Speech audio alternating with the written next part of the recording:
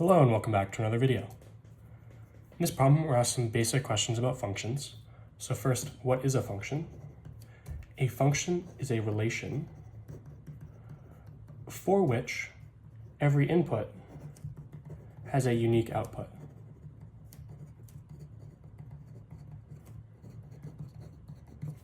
A relation is just something between two variables, and it's classified as a function if for some input there isn't two different outputs that you could possibly get.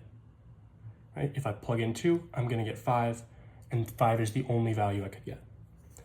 The domain of the function is all possible inputs that are valid to be placed into the function, and the range is all possible outputs that you could get from the inputs.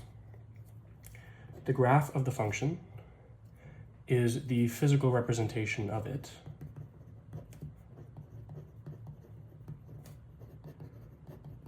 where one variable is plotted over another.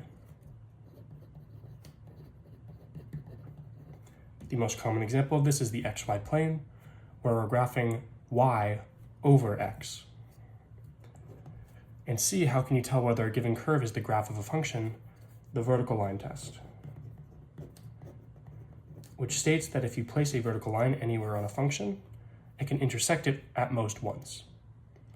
This is representing every single input depending on where you put the line, and it's making sure that there's only one output, which is the clarification that makes it a function in the first place.